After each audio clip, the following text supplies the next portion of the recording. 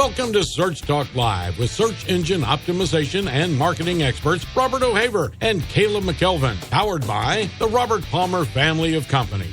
Hey, welcome back to another episode of Search Talk Live. With me again is my buddy Caleb McKelvin. He's back after having his baby. Yeah. So glad to have you back, buddy. Feels good to be back. A little sleep deprived. A little overwhelmed after being 2 weeks off, but hey, I'm ready to get back at it. Although the helper, Matt Webb.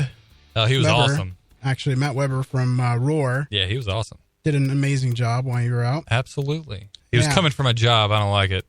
I'm just kidding. No, thank you very much to Matt Weber. He did awesome while I was out. It's much appreciated. Mama and baby are doing good, so everything's peachy. Awesome. Yeah, he said after the show last week, he's like, so when are you going on vacation? He had a good time. He enjoyed it. Yeah.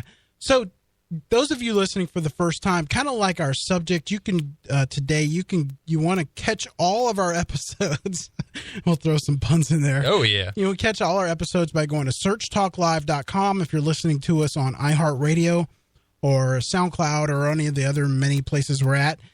You can catch us past episodes at searchtalklive.com or sign up. I recommend that you sign up for our newsletter. We give all kinds of free things away. Nothing that costs anything anyway. Yeah.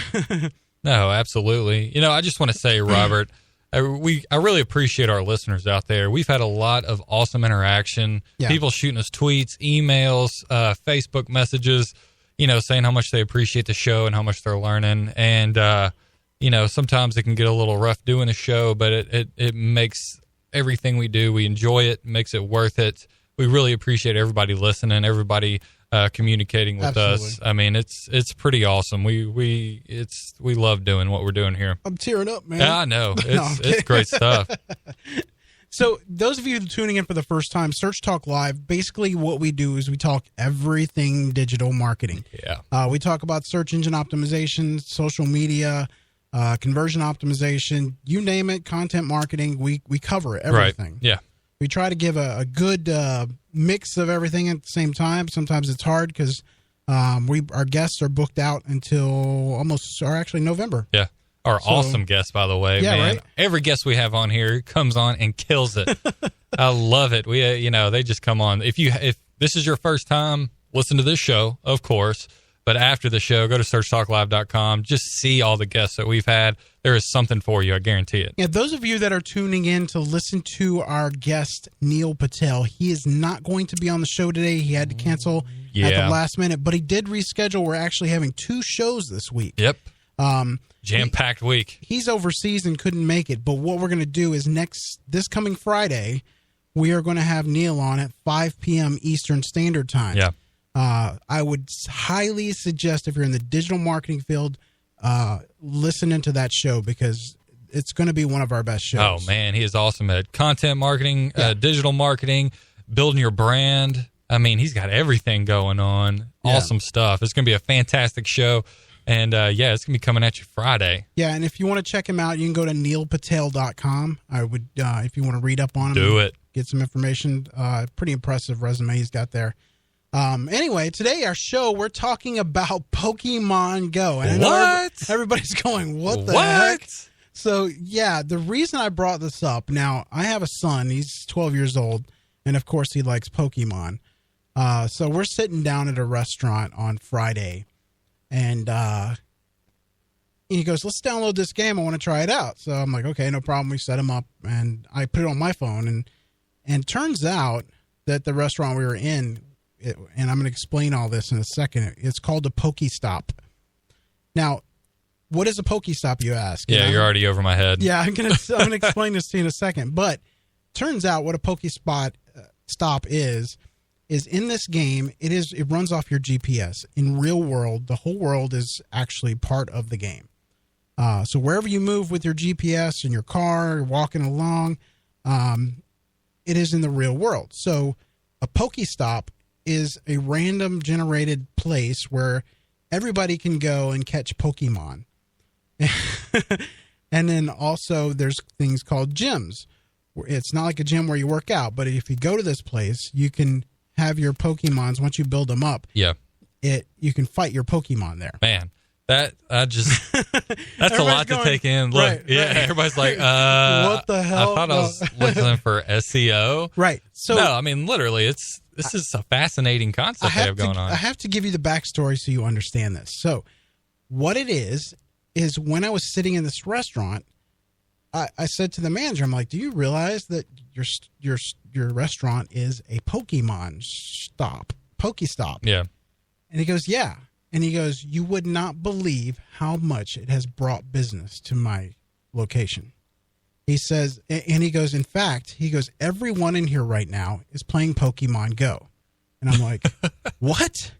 So I stand up and I look around, and sure enough, every one of the people in the store, there was probably about 40 people in the restaurant, all had their phones up, catching Pokemon and all this stuff you do with Pokemon Go. Yeah. So I'm going, oh my God, this is a marketing genius. Yep. But the funny thing is when the Pokemon company created this app, well, they didn't create the app. The other company did. I forgot the name. Forgive me. Do you have it? I don't have it. Okay. But anyway, the company did not even think about this. They just randomly generated locations based off of, if it's a memorial or if it's a park. And it's really good because what it does is it gets the kids out and gets them walking and getting active and going to the gym and walking down the street, just trying to catch Pokemon. Right. And my son is a nerd like me. He sits in front of the computer all the time. But, or not a nerd, but a geek.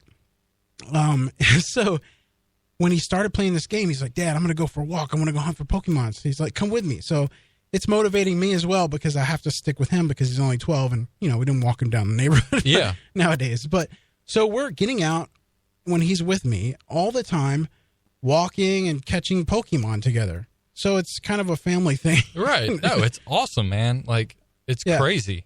But I mean, that's just the byproduct of that. But my point is they stumbled upon gamifying businesses. Right. So they've taken these locations and they didn't even realize what they were doing when they did it. But all these people or maybe they did. No, they didn't. I checked. You looked into it? They didn't realize every location that they put these things in. Like another instance, I took my son to a park. This park is old. It's like a military memorial type of thing. Yeah. And there's probably 20 people go there the whole year. Right. I mean, it's just nobody. You go to this park, and until late at night, there's probably like 50 people all playing Pokemon at this place because they're battling their Pokemon and stuff like that. And so my point is, what happened when all this happened? Businesses started emailing the company that created the application and saying, how can I get my business to be a Pokemon stop or a Pokestop or a gym where they battle these things out? Yeah. And I'm going, oh my God. Boy, dollar signs. Did they know what they tripped into? Right.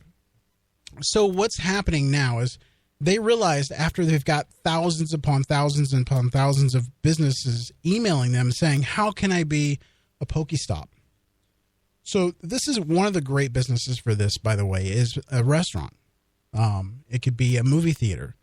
Any place that has people that, foot traffic, a mall. A mall would be amazing for this. So what businesses are doing is they're emailing, and once the Pokemon company, I have to look up the name. I want to give them credit. Yeah. Take it away for a minute. No, I mean, it's crazy how this can be implemented into marketing. I work a lot with real estate and saw an article the other day where even real estate agents are including this in home descriptions, that there's a Pokestop or all this stuff around this certain neighborhood or this certain condominium complex or whatever's going on. So people are already finding ways to utilize it. But, having what they stumbled upon is getting people out, businesses being able to attract consumers this way. They have to be able to monetize and utilize this, but being able to find it and work it into your marketing to attract business, if you're able to do something like that, can definitely be very, very helpful in bringing some revenue to your business. Yeah, the company I created is called Niantic, And what they've done now to get more into it is because they got this mass email from business owners wanting to be a part of this. Yeah. They are now creating, and I don't know if it's going to be in the next release or the one after that, or even if it's going to make it this year or by the end of the year, but they are talking about creating a sponsored Poke Stop or a Poke Gym, I think it's called. Yeah, Pokemon Gym, where they battle out. So local businesses, now this won't work if you're a plumber or if you're yeah, there's not much you can work in there. I mean, yeah. But let's say you have a place in a mall or a restaurant or anything like that, a movie theater, places where people actually come and are a captive audience. This will bring business to your location. Right. Well, even after we talked about it the other day, I was thinking about that, and you had mentioned the sponsored spot, is if you're marketing an event, if you're having some type of an event, and you want to attract people to it, whether it's in your local community or whatever it may be, being able to add that, hey, we're going to have a Pokestop or a Pokemon Gym or whatever it's going on. I did not play Pokemon when I was younger. I know a lot of people did. It's not something, and so all this kind of terminology is necessarily new to me, but being able to, to attract people there of all ages to come to that. Well, I mean, even older people are playing this thing. It's pretty crazy. They said it's even bigger on Twitter, but just think if you're able to advertise that, people are going to go and you're going to attract them that way. Yeah. One of the things they are doing is, inside the application is it's funny, but it's a piece that you can deploy on your phone that will attract unique Pokemon and bring Pokemon to that Pokestop more often than normal. And what you can do is in your advertising, say we're going to have a special event to capture Pokemon and stuff at your location, which sounds funny. Like even if it's, here we've got a place that it's called Rebounders. You've heard of it, right? Yeah. It's a giant trampoline in a building, and something like that would be amazing for that. But so being creative, and I think that they're going to offer that to business owners. And because it's in its infancy, because they just stumbled upon this, finding out when they launched a couple weeks ago, that they're rushing to get all this because they literally missed the boat when they launched this thing. They should have had this in place because it is right now when it's hot. They should have jumped on it. I'm sorry to say that, but no, absolutely. Well, just reading about this, there's a cool article on searchenginejournal.com. Well, there's actually a few local restaurants that were promoting it. They found out that hey, they're a Poke Gym or they're a Pokestop. They just tweeted it out, shared on Facebook. And you're going to attract people that way. Yeah. They shared it out on Twitter, and I think they got a lot of, feedback from it, and people, started showing up. It might only be for a short period of time, but hey, any jump in revenue is good. But also, if you've never been on anybody's radar before, they didn't know who you were, what heck of a way to introduce yourself to them. And, all they have to do is get to you. They're going to be loyal customers after that because you're business is probably amazing, but it's a way to get your foot in the door. Yeah. Another company I saw, if you go to Facebook and type in Pokemon Go ice cream, there is an ice cream company, or not ice cream company, but ice cream store that sells ice cream. They did an event and, and said we're having a Pokemon get together or something. Not in those many words. Yeah. Trust me, I don't know this too well. But they literally had thousands of people. This was in LA. Thousands. I think it was the last time I looked at it. It hasn't happened yet, but there was over 1,000 people that said they're going to that event. Yeah, it's an ice cream store, man. Right. That's nuts. Right, but it's all because of this. Right. It's all because of this. So who knows how much ice cream those guys are going to sell just for sponsoring that event? It's pretty smart. The way you have to look at it is, there's. If you're like, well, how can I get into the conversation? Here you go. This thing it's bigger than Tinder. Never been on Tinder, but I know it's a huge app or dating app or whatever they call it. And then I think it's bigger or almost bigger than Twitter. And this thing's only been around for a few weeks now. Yeah. I mean, it's huge. And so there's definitely an opportunity there to get in the conversation and use this. It might be a trending topic, but we all know that, certain things that are trending can help. But you might have to get creative with it, but there's a way to get into the conversation. Yeah. Absolutely. And maybe that's a conversation that an agency needs to have with Enact and say, hey, you're not really set up to do marketing, so to speak. Why don't you let us handle it? Right. Just give me 1%. Exactly. No, that's cool. There's over, 500 million people using Pokemon Go in just a couple of weeks. And, I saw a lot of cool stuff. Even if you want to get in the conversation, there's many creative ways to do it. I don't know if you saw this, Robert, but there was it's the owner of one of those kind of mom blogs or family blogs. Yeah. And she did a pun off of it called Chardonnay Go, where she was running around throwing these Pokemon balls or whatever at glasses of Chardonnay. Oh, okay. Pretty funny, and she was basically doing a pun off of it. And so she was running around, showed videos of her running around. That thing got on the news everywhere because people thought it was hilarious, went viral just because she got creative with it. Yeah. And my wife's the one that showed it to me and thought it was pretty hilarious, sharing it with all her friends. But there's a way to get into that conversation. There's a way to use it even in your content. Yeah. Make cool videos out of it. There's a lot of cool things you can do with it. It's just you got to get those creative juices flowing. Yeah, and another thing that they have in the app is called a lure module that you can actually deploy at one of the stops.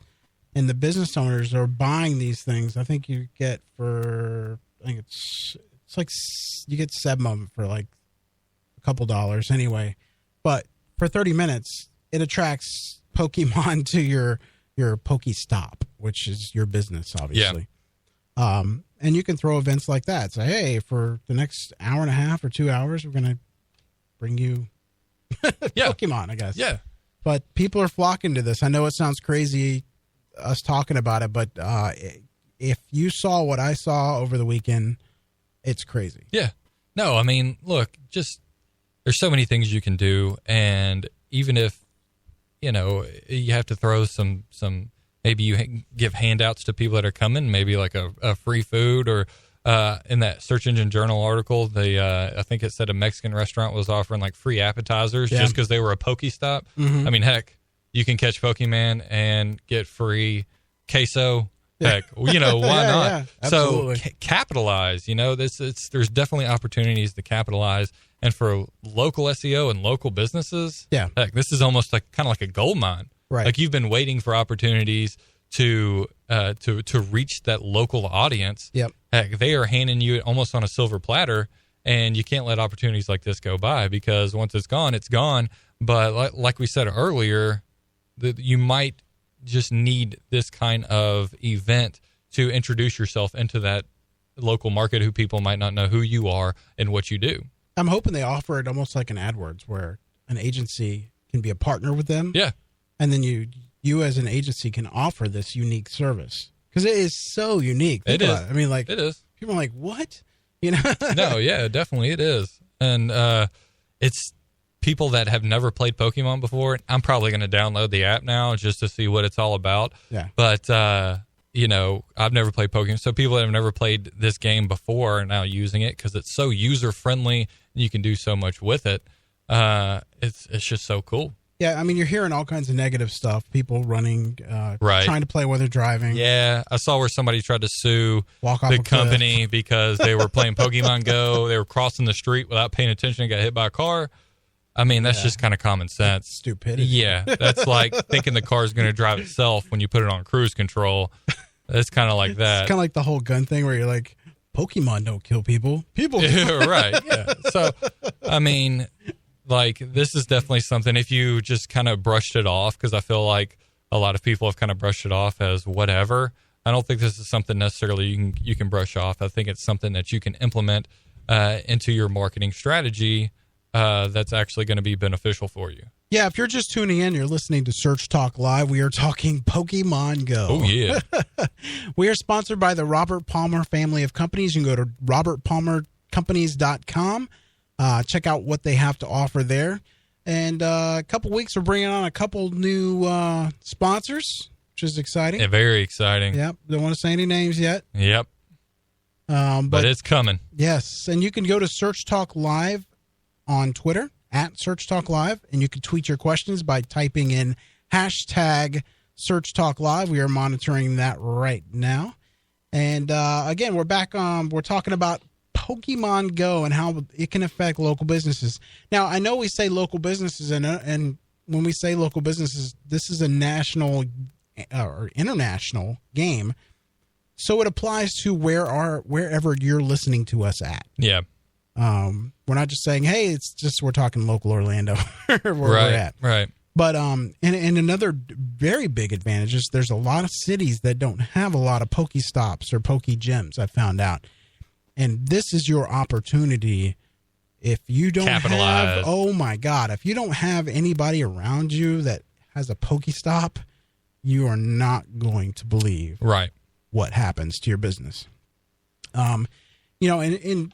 In some cases there you have to, if you're a small store, let's say on the side of a street, I wouldn't recommend it, because what's happening is they're going to go walk up to the front of your store and capture their Pokemon without going in the business. But if you're a good sized store, or a mall or something like that, I would highly recommend it. A restaurant, especially, those are good size. Yeah. Do you have anything you want to add on that? Man, I'm looking through some of this stuff online, how people have used this in their own marketing strategy. Mm-hmm. A library did it. If you're playing Pokemon Go, that or it's a bookshop, I'm sorry, that the bookshop is full of them. Come catch them all. I mean, it's crazy how some of these companies are just using them, and it's simple. And their social media in the past usually hasn't gotten much interaction, and now it's blowing up. They're blowing up. Some more than others, but it's really cool. It's definitely something that, like we said, you need to capitalize on. And this is kind of the content marketing and the link building juices were flowing after we had talked about this earlier, preparing for the show. This is a content thing that you can use as well. I know a lot of the online marketing and SEO websites are using it, and it's getting shared all over the place, and people are reading it. But this is something where things that are trending, you think of Pokemon Go or Game of Thrones or something like that. Yeah. There's creative ways to use those in your content. I think I read this story earlier. Something that really caught my eye is that I think it was a travel company had used Game of Thrones to pitch a guest blog idea to one of the major sites. And it was basically images and descriptions of everywhere that Game of Thrones was filmed. Right. All the locations. Really cool. And it was the best hotels where you could stay in those, really creative ones. All these websites picked it up. I'm talking about MSN, Yahoo, Business Insider, all these big ones. They got, I don't know how many links out of it. And so they were able to use something that was trending, use it in their own content, put it, make it relevant to who they are. Sure. And when you do that, people love to pick that kind of stuff up. So this might be another opportunity for you in that instance to, work those in and to your content. People want to share it. People want to link to it. Yeah. I mean, even though the Pokemon company stumbled upon this by accident, I think it's the beginning of a trend of gamification. It could be for businesses. It very well could be. I mean, think about it. I mean, when I saw it, I'm always marketing minded. Right. So I'm like, as soon as I saw that this is, these Pokestops and they're real world, not real world, but they're part of a map that's global, that's in the game, and then that business being just pounded by people walking in all the time. I'm going, oh my gosh, this is crazy. Yeah. So, I mean, this could be done for many different things. I mean, I'm sure that this has sparked a bunch of people going, okay, what kind of app can I build that's, right. Yeah. It's just amazing to me. I think it's definitely going to be trend setting in that instance for sure. But it's crazy from the marketing standpoint, what could actually come from this. And I'm anxious to see what happens in the near future, because I think we're going to see some adjustments and some transformation in how and updates with this app, with this game, and with this concept, and how businesses are going to use it and how it's presented to business and the opportunities that are there. Yeah, and it really depends on how long this game stays popular. I think I've been kind of forced to play it because I want to spend time with my son. Yeah. And get out and be active. And those are the big pluses because as soon as my son downloaded the app, he's like, I want to go for a walk. I want to go hunt for Right, I'm right. Like, are you feeling okay, son? Don't want to sit inside and play video games? Yeah. So, but it forces me to get out because I have to be with him. You know, obviously I just don't let him wander the neighborhood. Right. But, where I live, I can't. But not that I live in a bad neighborhood. Yeah. I want to get that straight, but I'm just very protective. Anywhere these days. Yeah. So we walk a good mile or two when he's with me. I mean, a day. So it's like I get home, that's the first thing he wants to do. Right. So I got to make sure my phone that's is right charged. there. That's right there from a content standpoint. If you have some type of fitness blog or a fitness website, how you can implement Pokemon Go into your fitness routine. Yeah. I mean, there's another marketing thing for gyms. Boom. Yeah. A real gym. Right. Yeah. Oh, yeah. A real gym. Yes. But I mean, like, there you go right there. Like, can you work, if you want to get out and walk or if it's a cardio day for you or something like that, work Pokemon Go into, like, you're using technology and you're working out. Like, and it actually takes your mind off the walk because you're sitting there. Exactly. Just make sure you watch where you're going. Yeah. Don't look down at the app the whole time. Watch where you're going. But, I might do that. Actually, I hate running. I mean, it's like the worst thing. I know I need to do it. I got the whole dad bod going on right now. Maybe that'll actually get my butt out there and I'll actually do some running. If I can catch these Pokemon. But as soon as your baby's walking, you're going to be. I'll be all over the place. Yeah, I know. We got a while for that. But I mean, that's one thing right there. I would love to, if I'm a writer of a content provider of a fitness website, that's something I would implement into my content right there. It'd be really cool. I think it'd be fun. People would love to see it. And people that usually don't get outside very often or hate to do it, it's a way to get them a fun activity and something they can do, anytime they want to. It's family oriented. Right. So, I mean, especially if you have a business that's family oriented, obviously you would want to check into this. Right. But there is a place, and what I'll do is on the event post that we put on Search Talk Live, I'll put a link to the form where if you're a business owner and you want to inquire about this, you can submit right to the company that created Pokemon, the Pokemon game, and they will put you on a list as soon as they get that set up so that you can actually be one of the first people. Maybe you'll be a beta tester or something. I don't know how far along they are with this, but I know they're behind the 8 ball, that's for sure. Yeah, they're going to jump on this. I'm pretty sure they'll move forward pretty quickly. I mean, because think about it. The app is free to play, unless you decide you want to buy some, I think it's Poke Coins or something like that. But if they would have had this in place, this brings a whole nother view of advertising. Because instead of having banners and stuff taking up your app or you accidentally clicking on a banner, this whole thing is marketed in a way that brings people to you without throwing ads in their face. It's very, very passive. And I think that is what if it should be. If it's not, it's just another way to advertise because not just Pokemon, but I mean other businesses. It's brilliant, and they did it by accident. So, yeah. Any more to add on Pokemon? No, I'm just, I'm reading up a lot as we're talking through this just to see how these businesses are using them and, how it can benefit them. And it's just crazy. A lot of people are doing pretty cool to capitalize off of this, doing promotions and, using their social media, getting it out. It's really cool. And I'm going to tweet some of these out on my personal Twitter. I'll tag Search Talk Live in them if you want to check them out. Some really cool stuff, how you can read through those and kind of what's coming up as far as like sponsored locations and sponsored stops and kind of all of this kind of stuff and how companies are already using this in their own social media and their own content to get it out there and get some attraction. Yeah, but the great thing is the people that have it right now that have the Pokespots in their business, stops and the gyms are getting it for free. Yeah, right. That is the best advertising expense I've ever seen. Yep.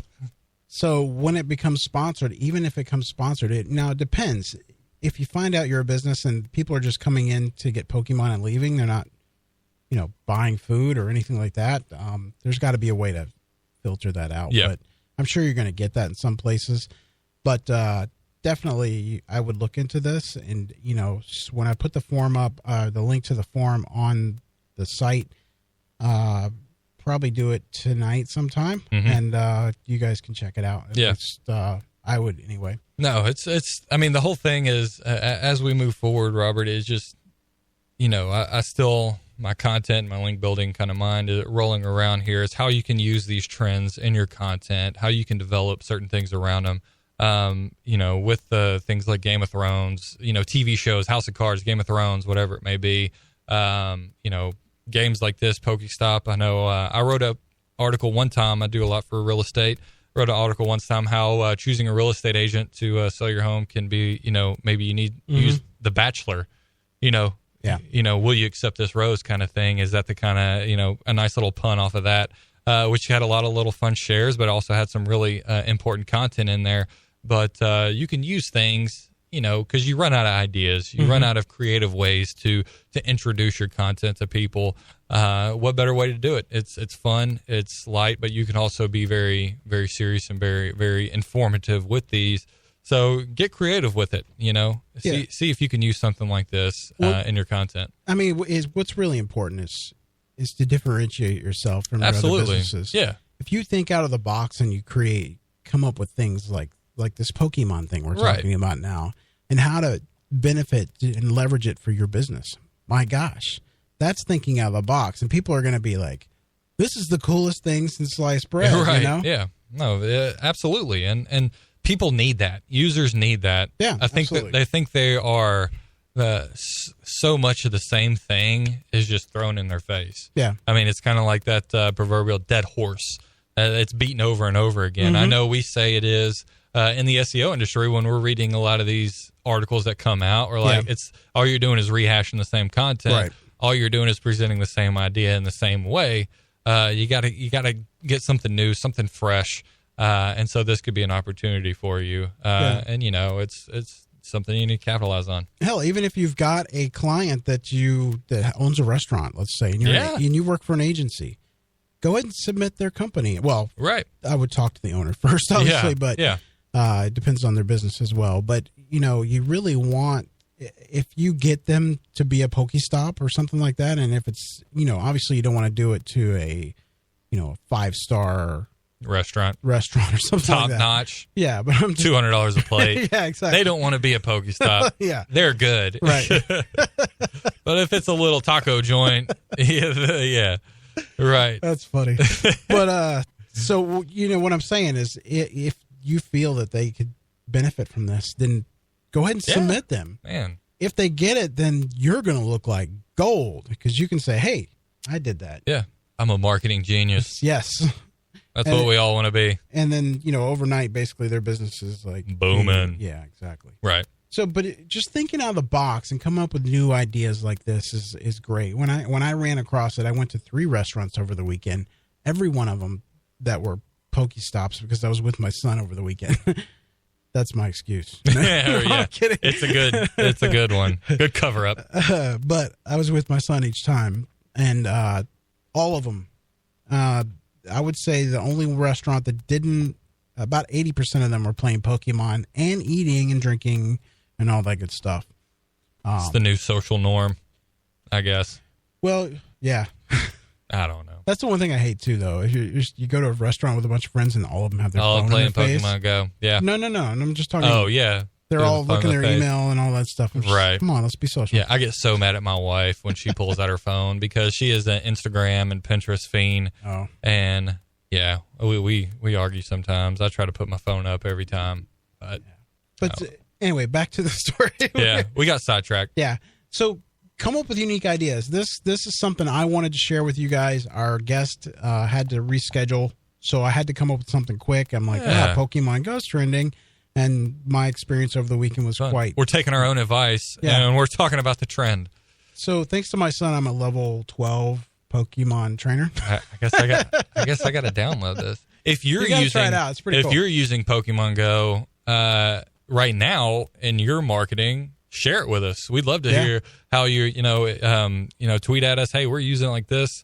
Hit us up on Facebook.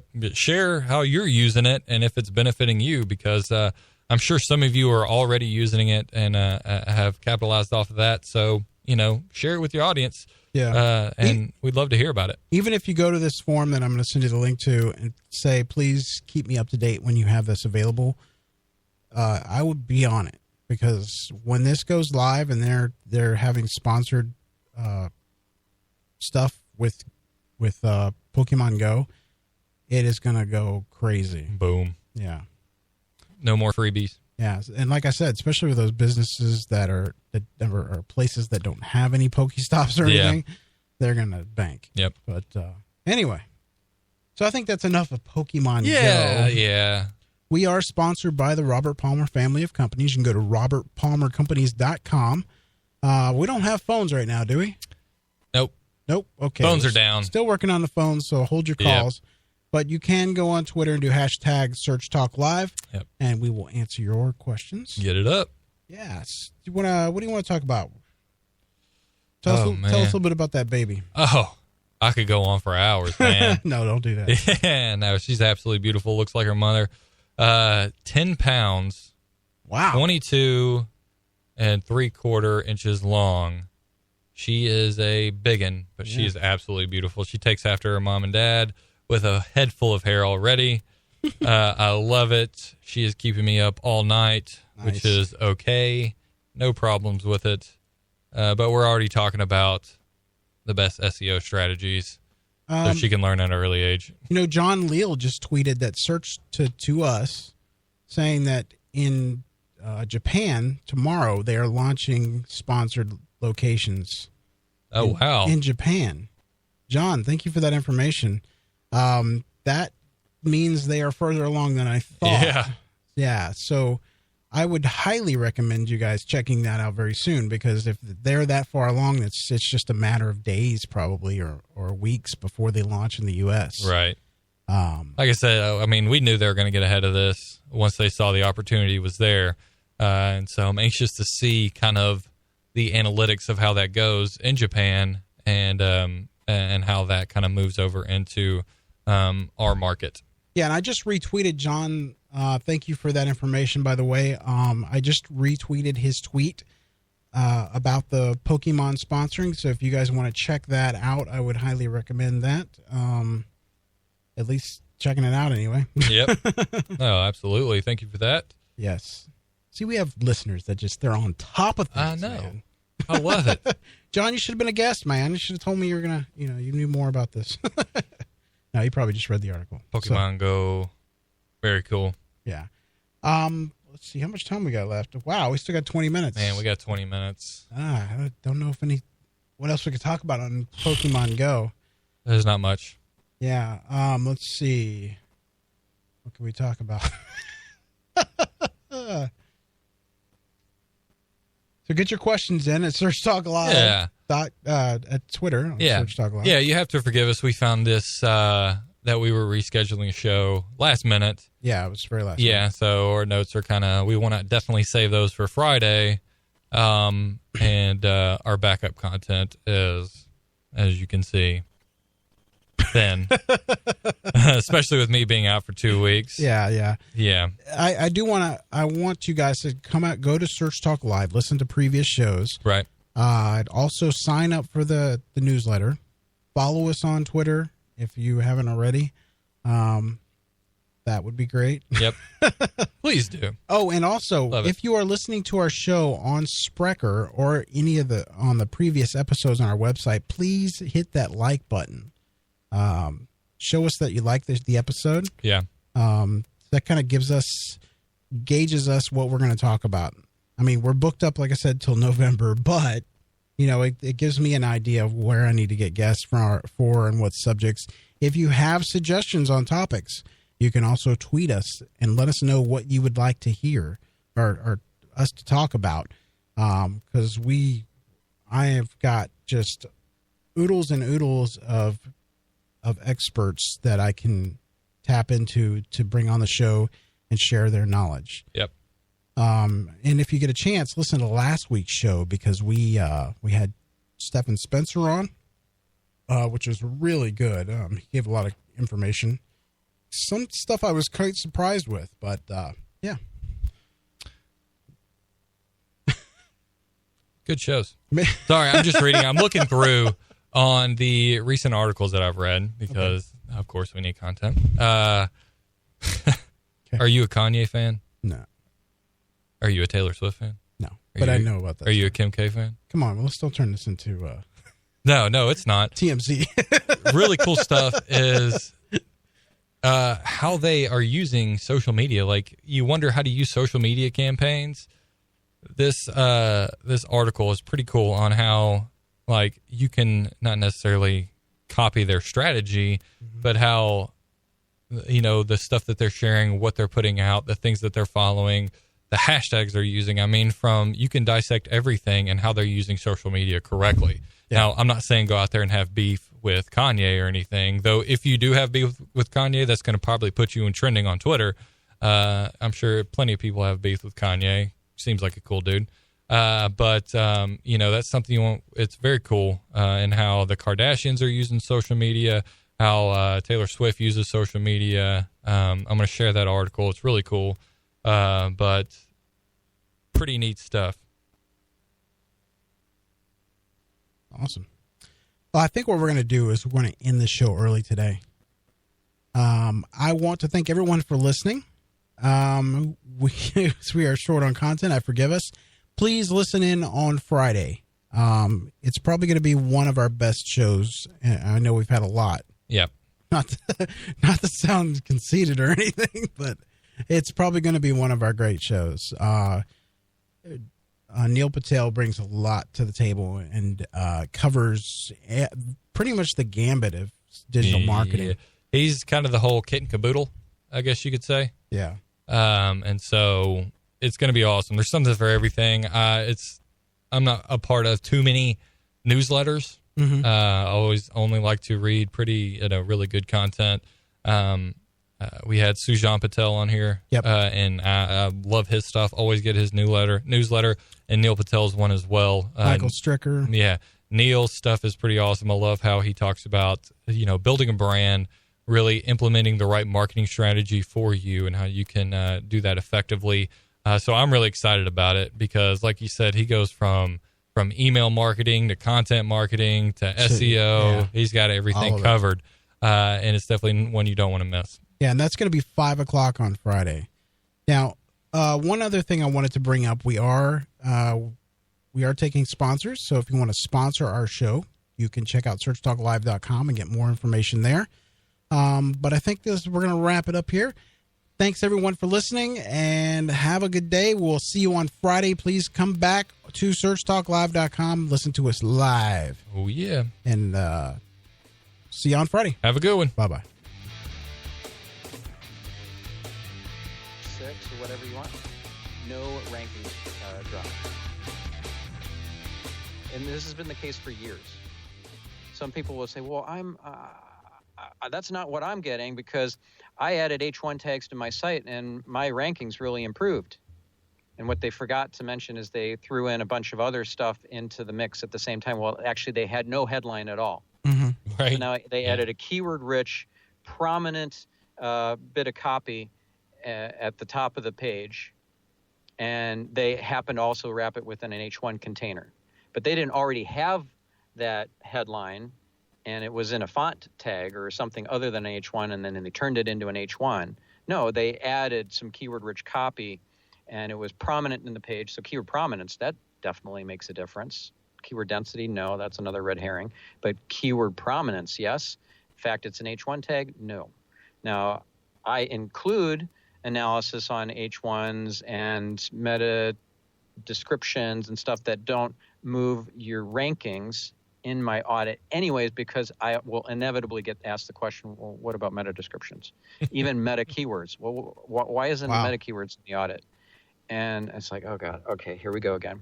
So meta keywords never counted in Google. Never, ever, ever counted in Google. And here's the blog post on Google Webmaster Central blog that shows that they never counted in Google. Google went on record to say that. So, and that's a great screening question, by the way, if you're trying to hire an SEO to help you, ask them what their process is for optimizing meta keywords. And if they say anything other than meta keywords never, ever, ever counted in Google, and they're a complete and utter waste of time and always have been, if they say, well, they don't matter as much as they used to, or some other nonsense, you kick them out the curb, to the curb. So, you got to include the tactical stuff, but you also include the strategic stuff too. The things that will, like, all right, is this copy solving a problem? Is it worthy of people linking to it? Those are really important questions. Mm-hmm. Like, sure, it's important to see, well, this page has almost no copy on it. So that's kind of a problem. But if you look at the page from this kind of critical eye of this needs to deserve to rank, not because it has the certain number of words required and placement of keywords in the right places in the copy, and has a prominent headline with keywords in it, and the title tag has good keywords, blah blah blah. No, it's got to be like compelling, because we're heading towards a future of artificial intelligence determining whether your pages are going to rank or not. Yep. Right? So RankBrain is now across 100% of all search queries, not 15% like they announced last year, but 100%.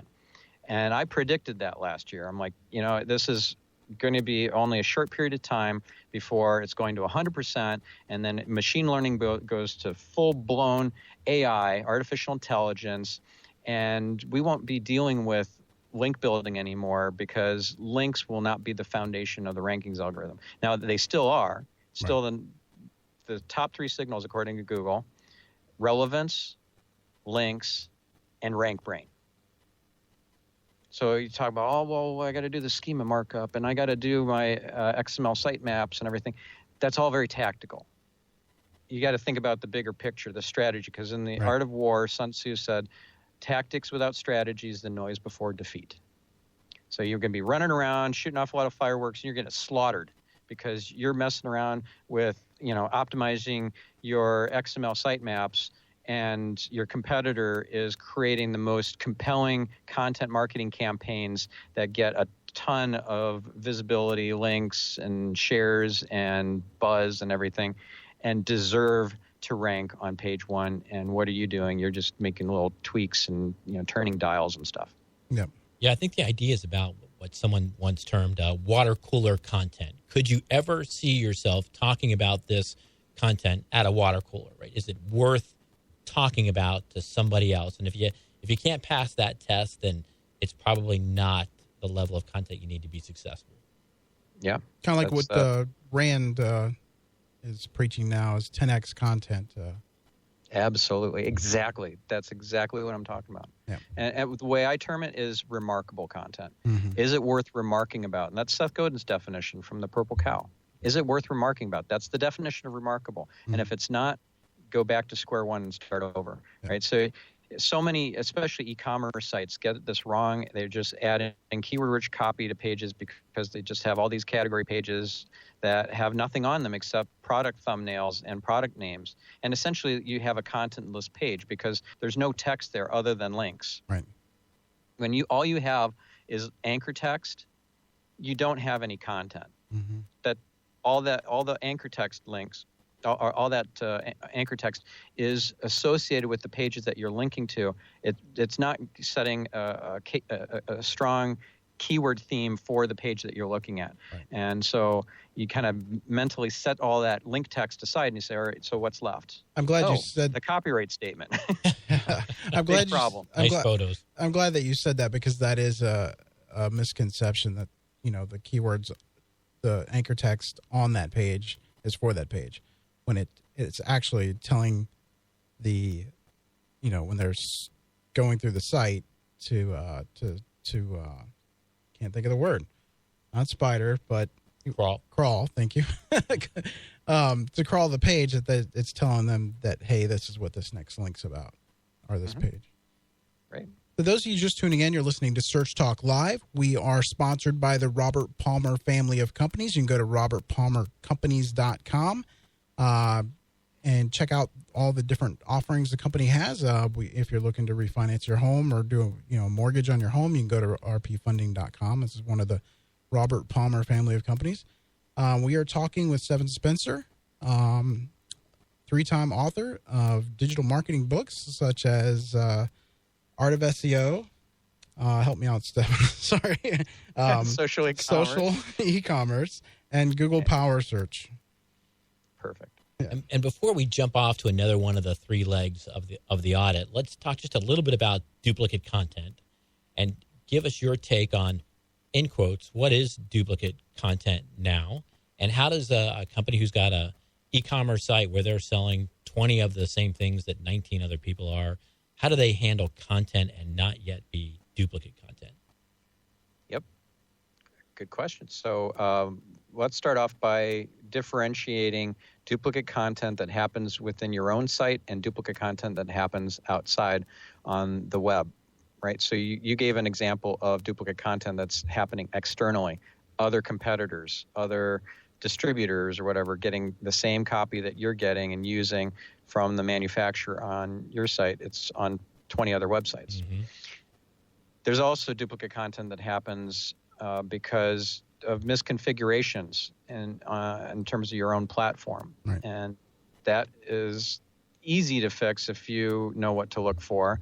And it's oftentimes kind of hidden to people. They're just not, they don't know how to find that stuff. Are you referring to, like, if you have a certain product, it's in multiple categories or something like that? Or for example, yes. And a lot of times what will happen is you'll make links crawlable that shouldn't be, that, for example, change the sort order. Mm-hmm. And it's essentially the same content. It's just in a different order. So that's essentially duplicate content. Sure. Right? Or you have tracking parameters in your URLs, and like source equals blog or source equals email newsletter or whatever, mm-hmm. and they load up the same page of content, but they're different URLs. And so if those get crawled and indexed, now you got multiple copies of that same whatever product page, category page, blog post in Google. And now you're competing with yourself. Essentially, you've cloned a bunch of pages inadvertently, and they're all competing for the rankings. And the way that the Google duplicate content filter works, it's not a penalty, it's a filter. Right. You're not going to get penalized for duplicate content. What will happen is that query time, Google's going to decide which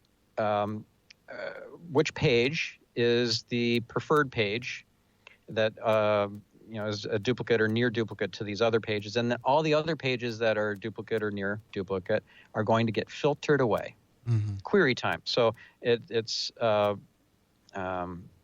depends on the query whether you're going to get filtered out or your competitor is going to get filtered out, or one of your variants that you really don't want displayed in the search results is the one that's picked, and then the one that you really wanted is the one that gets filtered out. Because if you have 5 copies of the same page at differing URLs because you allowed these tracking parameters to get indexed, and you haven't done proper like canonical tags, to throw out a right. geeky term, or let's say the canonical tag's not even being obeyed because it's only a hint. Google right. does not always obey these canonical tags. So canonical link element, to be more technically accurate. If you do a simple like Google search, and this is where my book Google Power Search really comes in handy with all the advanced query operators. If you do a search on Google for site : and then the domain of your site.com, no mm-hmm. space after the colon, and then you add in URL : so now you add a space because this is a whole other separate query word, in URL, INURL, : and then let's say it's some tracking parameter like, I don't know, gclickid, or it's UTM source, or it's, whatever, right? OPC, or whatever the tracking parameter is. Right. You want to see if any of those are getting picked up by Google. Even though you had canonical tags correctly implemented, I bet you'll find a number of pages that are still getting indexed with that tracking parameter. Sure. And not to get too technical with this, but like in the robots text file, you can control a lot of that, or not the, I'm sorry, the htaccess file. You can control a lot of that if if you're working with well, it depends on the site, your platforms, or the hosting you're doing with your website, but you can prevent a lot of that from being even indexed. Yeah, I always like to tell people that Google is really the super nanny of the internet. It wants everything nice and neat and in nice little boxes. It doesn't like frayed ends. It doesn't like copies of things. Right. So the more compulsive you can be about the neatness of your website, the better you are going to be for factors like this. And Google's gotten pretty good at, like especially with WordPress sites with tags. Google knows that, that tag is a copy of that page, but if it's in that tag URL and structure, then it's gonna take that canonical and help point to that original document. We've kind of jumped off into the technical side we're going, on that. So we have. Yeah. Sorry. But let's stick with it for just a little bit. And Stefan, can you give us maybe the top 2 things you see done incorrectly when you look at the technical side of an SEO audit? Okay. I'll tie this in with our previous discussion that we just finished on duplicate content. So big mistake I see, a technical mistake, is that people will use the disallow directive in robots.txt to block the spiders, to block Googlebot and Bingbot. And unfortunately, if they are trying to do that to mitigate duplicate content issues, what they've done is they've stopped the Googlebot crawler from accessing the pages, and they haven't stopped those pages from getting listed in the search results. So depending on the search query, you could very well find search listings that will show kind of a weird looking snippet that says something to the effect of, this list, no further information is available about this listing because of its robots.txt file. Mm-hmm. Right? I'm sure you've seen that before. Yeah. The problem you created by using the wrong robots.txt directive is that you've blocked the spider, and instead you meant to stop the spider, the crawler, from showing the page in the search results. Actually, the algorithm from not the spider per se is the problem, but the ranking algorithm. You want that page pulled out of the search results, right? So to pull it out of the index, out of the big database, the big distributed database that Google has, and stop showing that in the search results. That is called no index. Right. Big difference between no index and disallow. So people are using disallows all the time. If you go put in yourdomain.com/robots.txt, you're going to see a whole bunch of disallow directives. I bet you're not going to see a single no index directive. Mm-hmm. Now, the thing is about no index as a robots.txt directive is it's unofficially supported by Google. It's unsupported and doesn't work in Bing, but it is unofficially supported. Thus, it could be taken, support could be taken off at any time by Google, and this would not work anymore. So a better approach is to use the no index, the meta robots no index tag in the HTML. So here's where people screw it up again.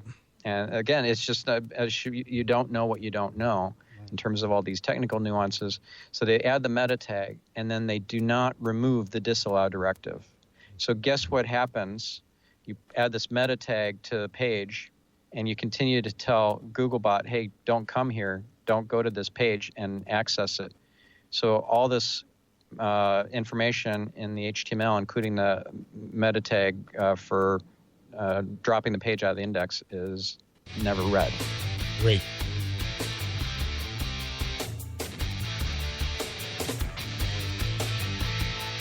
Search Talk Live is a presentation of the Robert Palmer family of companies.